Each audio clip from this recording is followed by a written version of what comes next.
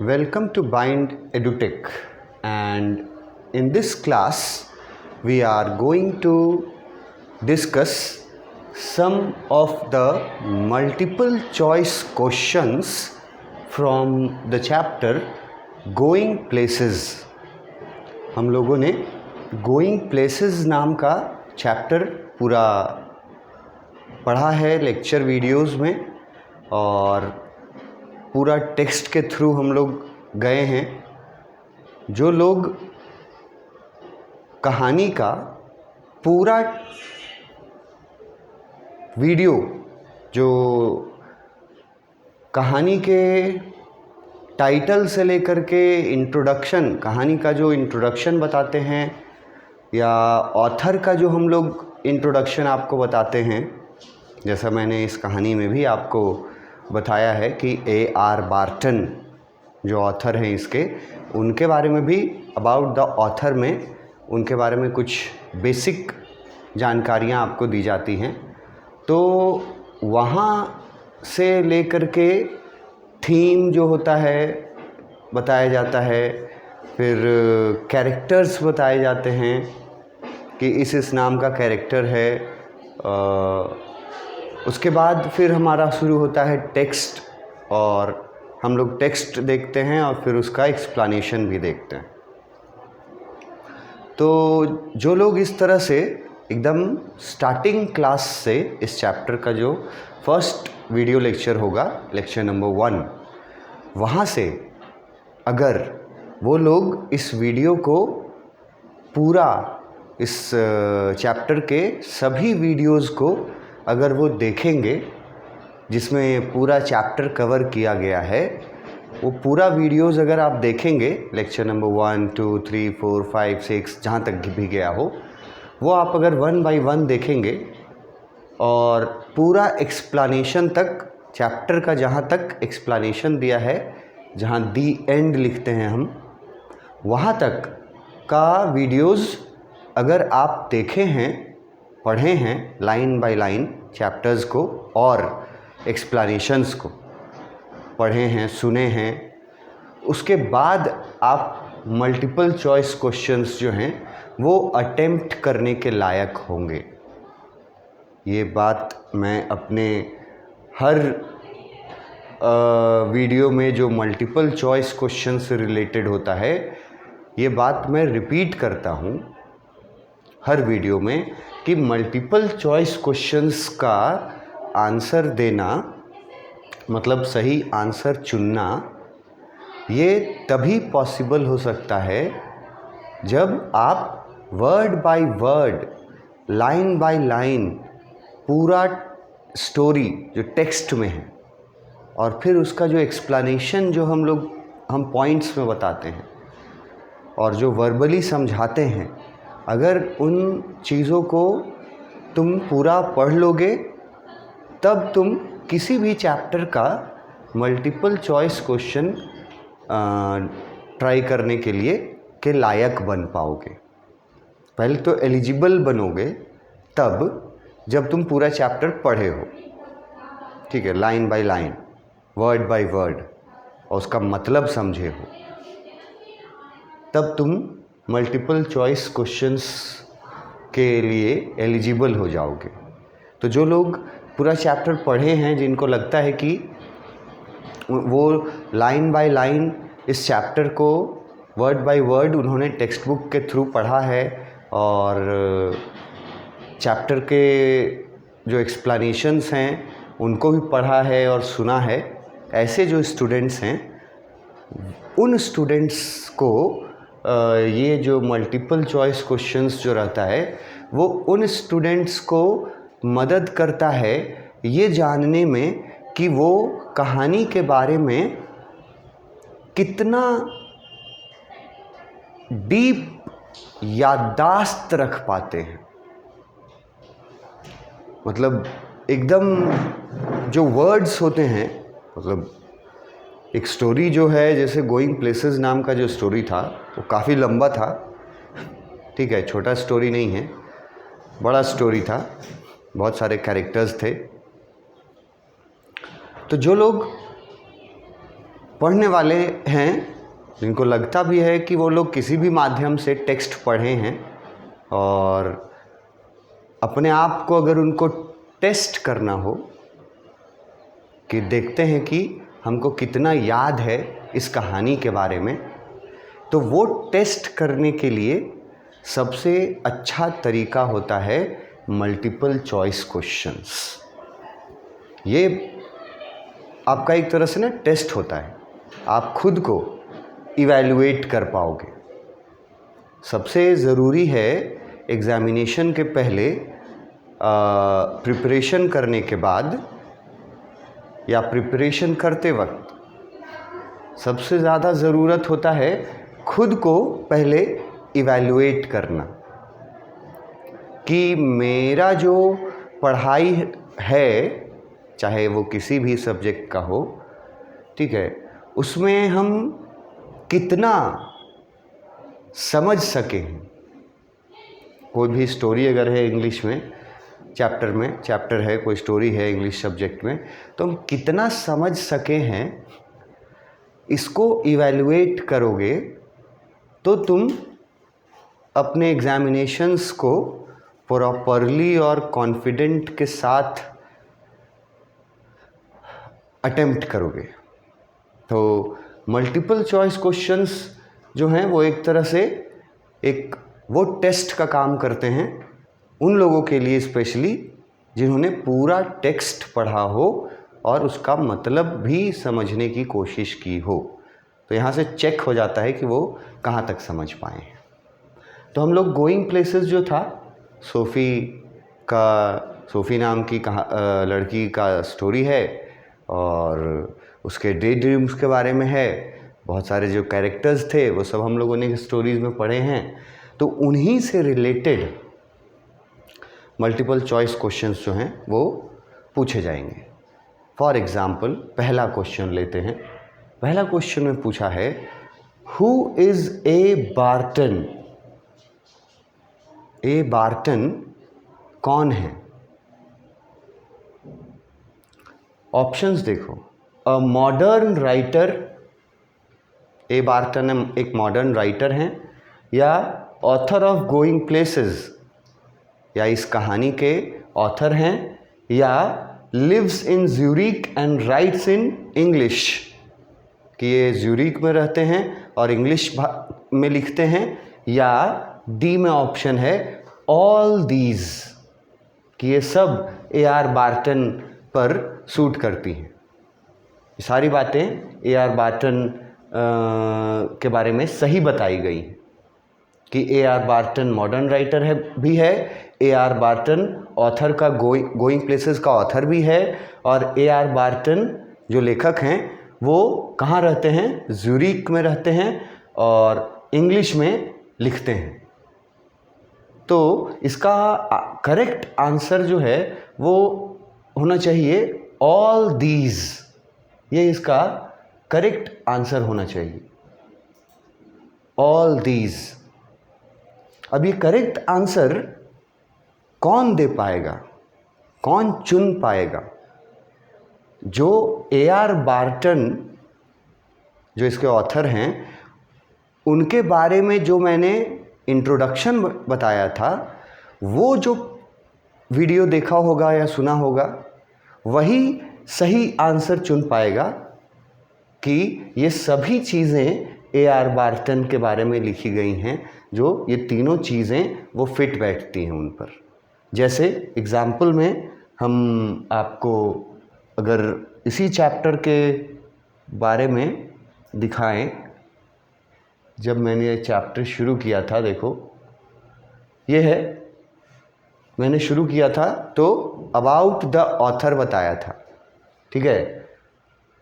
मैं आप लोगों को दिखा दे रहा हूँ कि किस तरह से हर एक चीज़ जो फर्स्ट क्लास से बताया जाता है वो कहीं से भी कोई भी क्वेश्चन अराइज कर सकता है। सिर्फ कहानी ही जान लेने से काम नहीं चलेगा, हर तरह की इंफॉर्मेशंस उस स्टोरीज से रिगार्डेड जानना पड़ता है। जैसे पहला तो लेखक, तो अबाउट द ऑथर देखो हम बताए थे कि पहला जानकारी दिए थे कि इसका पूरा नाम ये है, इससे भी रिलेटेड क्वेश्चन पूछ सकता है कि A.R. बार्टन का पूरा नाम क्या है? एंथनी रिचर्ड हेनरी बार्टन, ठीक है। और उसमें हम बोले थे ये मॉडर्न राइटर हैं। उसमें बताया गया था कि ये ज़्यूरिख में रहते हैं, जो स्विट्ज़रलैंड का एक शहर है। और उसमें ये भी बताए थे राइट्स इन इंग्लिश। तो ये तीनों चीज़ें देखो यहाँ लिखी हुई हैं। जब मैंने ये बताया था, जिस वीडियो में एक्सप्लेन किया था, उस वीडियो में अगर आप ध्यान से देखे होंगे, पढ़े होंगे और सुने होंगे तो ये भी आप को याद रहेगा कि मॉडर्न राइटर तो वो था ही, और ज़्यूरिख में भी रहता था, और गोइंग प्लेसेस का लेखक भी है। तो जो क्वेश्चन जो दिया गया इसके बारे में, इनके बारे में MCQ में, उसमें आप आसानी से अपना आंसर चुन सकोगे। मतलब कि आसानी से भी और जल्दी भी। मतलब एग्ज़ामिनेशन में टाइम बॉन्ड भी तो बहुत ज़रूरी होता है ना। एक टाइम लिमिट के अंदर आपका एग्ज़ामिनेशन होता है।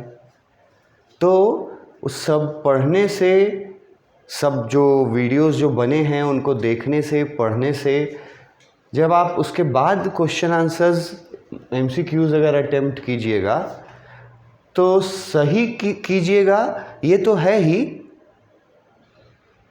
और जो जितना अच्छे से, जितना फोकस्ड हो करके चीज़ों को पढ़ेगा, सुनेगा, जब चैप्टर एक्सप्लेन करते हैं राइट फ्रॉम द बिगिनिंग, जैसा मैंने अभी एग्जांपल में दिखाया कि मैंने ऑथर के बारे में बताया था कि ऑथर एक मॉडर्न राइटर है। ये भी लिखा था मैंने कि ऑथर गोइंग प्लेसेस के ऑथर हैं, ये तो फैक्ट है। और मैंने ये भी बताया था कि वो ज़्यूरिख में रहते हैं, स्विट्ज़रलैंड में एक शहर है ज़्यूरिख, और वो इंग्लिश में लिखते हैं। तो अगर फोकस्ड रूप से आप अपना जो वीडियो का, जो भी फर्स्ट वीडियो से लेकर के चैप्टर का जो भी वीडियोस बना है एक्सप्लेनेशन तक, वो अगर देखिएगा तो सही आंसर तो दे पाइएगा ही, साथ ही साथ जल्दी भी आंसर आप तय कर पाइएगा। टाइम भी तो मायने रखता है ना, कि आंसर सोचने, इसका आंसर सोचने में किसी को 2 मिनट लग जाए तब तो पता चल जाता है कि वो कितना जानता है कहानी के बारे में। किसी को इसका आंसर सोचने में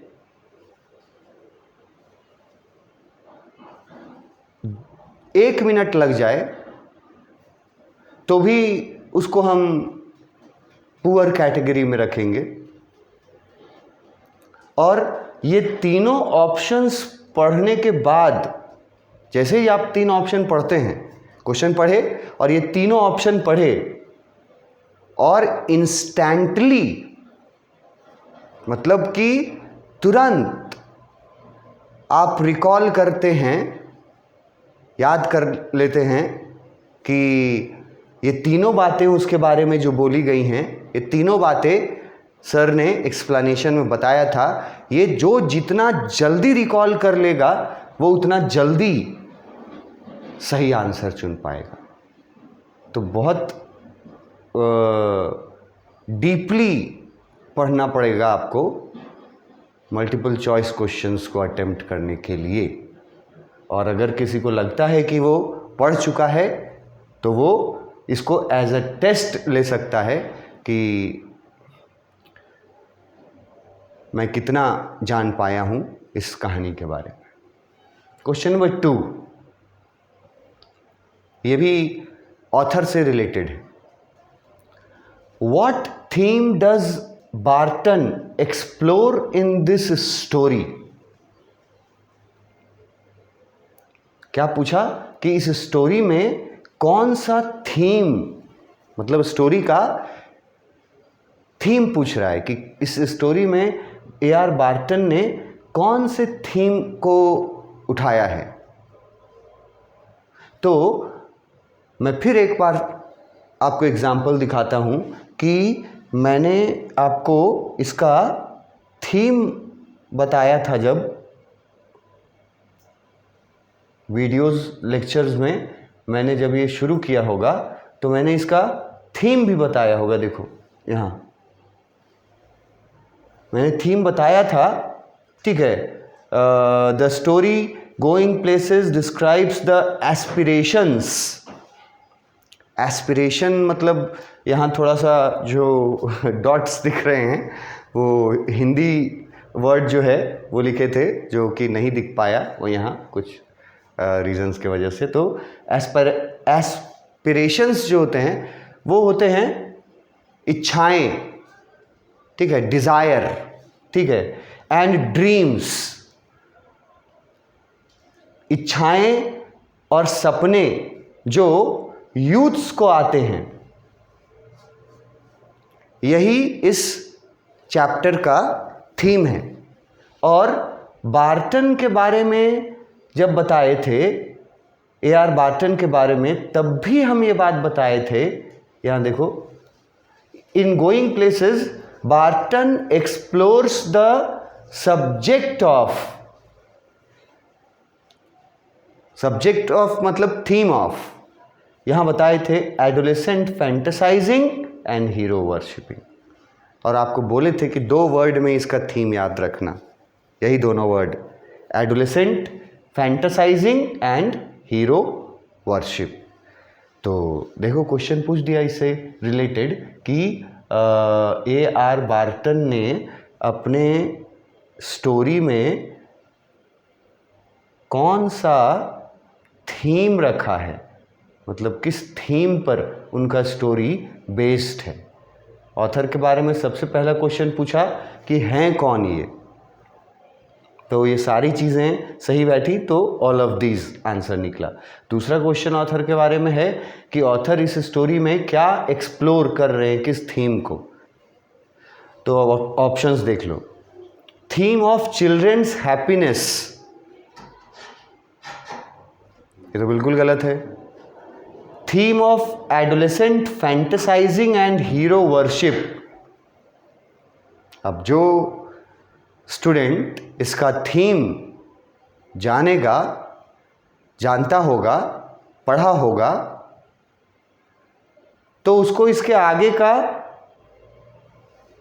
ऑप्शंस पढ़ने का ज़रूरत ही नहीं पड़ेगा, वो तुरंत जान जाएगा। खाली 2 ठो वर्ड देख करके जान जाएगा कि यही सही आंसर है, इसके अलावा और कोई आंसर सही नहीं हो सकता। ये सिर्फ सेकंड ऑप्शन में ही वो तय कर लेगा। जैसे ही वो ये 2 वर्ड देखेगा, एडोलेसेंट फैंटेसाइजिंग और हीरो वर्शिप, तो उसको रिकॉल हो जाएगा कि हाँ यही 2 तो चीज़ बताई गई थी थीम में, एग्जैक्ट यही वर्ड्स थे। तो उसके आगे का ऑप्शंस भी पढ़ने का समय बच जाएगा, उसको ऑप्शंस पढ़ने का ज़रूरत भी नहीं पड़ेगा उसको। तो स्टोरी के बारे में शुरू से जो भी बताया गया हो, ऑथर से लेकर के थीम, इंट्रोडक्शन, बैकग्राउंड जो भी बताया गया हो, वो सब मायने रखते हैं एग्जामिनेशंस के लिए, चाहे जैसे भी मायने रखते हो, मल्टीपल चॉइस क्वेश्चन के रूप में रखते हों या शॉर्ट आंसर टाइप क्वेश्चंस के रूप में रखते हों या लॉन्ग आंसर टाइप क्वेश्चंस के रूप में रखते हों, लेकिन मायने रखते हैं वो सारी चीज़ें जो आपको शुरू से लेकर के और चैप्टर के अंत तक बताया जाता है। तो यहाँ दूसरा पढ़ लिया जैसे ही कि हाँ ये तो एकदम सही है कि adolescent fantasising and hero worship, यही थीम जो है वो इस चैप्टर का, इस कहानी का थीम ये रखा था। जो पढ़ेंगे उनको आगे फिर देखने का भी ज़रूरत नहीं पड़ेगा। तो लिखा है theme of elderly people's happiness, theme of individual happiness, उसको पढ़ना ही नहीं है आगे। तो जैसे ही अगर ये ए में भी दिख जाता ना, theme of adolescent fantasising and hero worship, अगर ए में ही दिख जाता तो फिर बी सी डी कुछ भी पढ़ने का ज़रूरत नहीं पड़ता। वहीं चुन लेता, वो इंस्टेंटली चुन लेगा स्टूडेंट कि ये सही आंसर है। इसके लिए आपको स्टोरी का जो टेक्स्ट है, टेक्स्ट बुक में जो टेक्स्ट है, उस टेक्स्ट को word by word, sentence by sentence पढ़ना भी होता है, ठीक है, देखना भी होता है, उन वर्ड्स को सुनना भी होता है और समझना भी होता है। तो ये बहुत फोकस वाला काम है। जब भी आप वीडियोस को देखें, कोई चैप्टर शुरू हो रहा है, कोई भी टॉपिक शुरू हो रहा है, तो शुरू से लेकर के आखिरी तक उस टॉपिक के बारे में जो जो बताया गया वो सारा इम्पॉर्टेंट है। वो कहीं ना कहीं किसी न किसी रूप में आपके लिए बेनिफिशियल ही रहेगा, नुकसान कुछ करेगा नहीं। तो क्वेश्चन पूछा कौन सा थीम है, adolescent fantasising and hero worship, यही इसका सही थीम है। क्वेश्चन नंबर 3, ये अच्छा क्वेश्चन है। What is the sub theme of the story? Question पूछ दिया कि स्टोरी का थीम जो है वो आपको बता दिए कि एडोलेसेंट फैंटेसाइजिंग है और हीरो वर्शिप है। अब पूछता है सब थीम भी है इस स्टोरी में एक। अब ये सब थीम के बारे में मैंने अपने एक्सप्लेनेशन में कभी जिक्र नहीं किया है, जिक्र मैंने एक्सप्लेनेशन में। आई एक्सेप्ट इट कि एक्सप्लेनेशन में मैंने जितना भी तुमको बताया है थीम के बारे में और फिर स्टोरीज़ के बारे में, उसमें कहीं मैंने सब थीम का जिक्र नहीं किया है। लेकिन फिर भी जब आप ऑप्शंस पढ़ेंगे तो मेरे बताए हुए जो एक्सप्लेनेशंस हैं उसके आधार पर आप सही आंसर चुन लेंगे कि इसका सब थीम क्या है। थीम तो है एडोलेसेंट फैंटेसाइजिंग, सब थीम क्या है? ऑप्शंस देखो। फर्स्ट है रिलेशनशिप्स, फैमिली एंड फ्रेंड्स। दूसरा है फ्रेंड्स, तीसरा है फैमिली मेंबर्स और चौथा है एडोलेसेंट्स। और पूछा है सब थीम। तो अब इसमें तुमको ये अपना समझ लगाना पड़ेगा कि इसमें से कौन सही आंसर है। देखो एडोलेसेंट ये तो तुरंत गलत हो गया, जो पढ़े रहेंगे वो तो जानेंगे ना कि एडोलेसेंट फैंटेसाइजिंग ये तो मेन थीम है, तो सब थीम है नहीं, ये गलत साबित हो गया। ठीक है, फ्रेंड्स के बारे में कुछ खास बताया नहीं है, एक ही फ्रेंड है सिर्फ। फैमिली मेंबर्स हैं ये ज़रूर है, और ये जो वर्ड है कि फैमिली और फ्रेंड्स से जो रिलेशनशिप्स रहते हैं किसी इंडिविजुअल के, ये सबसे एप्रोप्रिएट लगेगा कि इस स्टोरी का जो सब थीम अगर पूछ दिया जाए कि थीम एडोलेसेंट फैंटेसाइजिंग है, हीरो वर्शिप है, पर इसका एक सब थीम भी है, तो सब थीम है इसका फैमिली और फ्रेंड्स के बीच का रिलेशनशिप। कि आपका आपके फैमिली से कैसा रिलेशनशिप है, आपका आपके फ्रेंड्स से कैसा रिलेशनशिप है, ये लाइफ पर किस तरह से प्रभाव डालती हैं ये रिलेशनशिप्स, ये इस कहानी का सब थीम हो सकता है। ये इनमें से दिए गए चीज़ों में से सबसे सूटेबल ऑप्शन यही है, इसीलिए इसको चुनेंगे। रिलेशनशिप्स, फैमिली एंड फ्रेंड्स, ये इसका सब थीम है। उसके बाद नेक्स्ट क्वेश्चन है, what is the significance of the subject discussed in the lesson, कि जो इस लेसन का सब्जेक्ट है, सब्जेक्ट का मतलब यहां मेन कैरेक्टर, सेंट्रल कैरेक्टर, इस स्टोरी का जो सब्जेक्ट है उसका इंपॉर्टेंस पूछा है कि व्हाट इज द इंपॉर्टेंस, इसका मतलब इंपॉर्टेंस होता है महत्व। What is the importance of the subject discussed in the lesson. Lesson में मेन कैरेक्टर के रूप में जो डिस्कस किया गया है उसका महत्व क्या है, सिग्निफिकेंस क्या है। ऑप्शंस देखो, A, it tells how to deal with friends, कि इसमें ये दिखाया गया है कि फ्रेंड्स के साथ कैसा डील करना चाहिए। B, it tells how to behave smartly, इसमें यह बताया गया है कि आपको बिहेव कैसा करना चाहिए। C, immediate relevance to the life of school leavers, मतलब जो स्कूल छोड़ने वाले लोग होते हैं, छोड़ने वाले मतलब स्कूल जिनका कंप्लीट होने वाला रहता है, वो लोग अपने, जो उनको बोला गया है स्कूल लीवर्स। स्कूल लीवर्स मतलब जो लोग अपना स्कूल कंप्लीट करने वाले होते हैं, कुछ समय बचा होता है बस, उनको स्कूल लीवर्स बोला गया है। तो ऑप्शंस ए है कि ये स्टोरी में बताया गया है कि फ्रेंड्स के साथ कैसे डील करें, या ये बताया गया है कि बिहेव कैसे करें, या ये बताया गया है कि स्कूल जो लीवर्स होते हैं उनके मन में क्या फ्यूचर के प्लान्स चलते रहते हैं। और डी ऑप्शन है कि ये बताता है कि अपने एल्डर्स के साथ अच्छे से बिहेव करना चाहिए।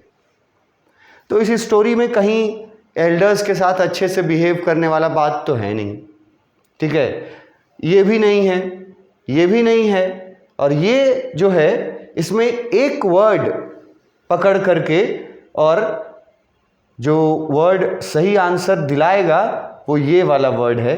अगर आप ये वर्ड समझ गए, the life of school levers, कि वो लोग मतलब एडोलेसेंट जो हैं, जो स्कूल छोड़ने वाले हैं, अब मतलब कंप्लीट करने वाले हैं, उनका लाइफ कैसा होता है, यही तो इस चैप्टर में बताया गया है।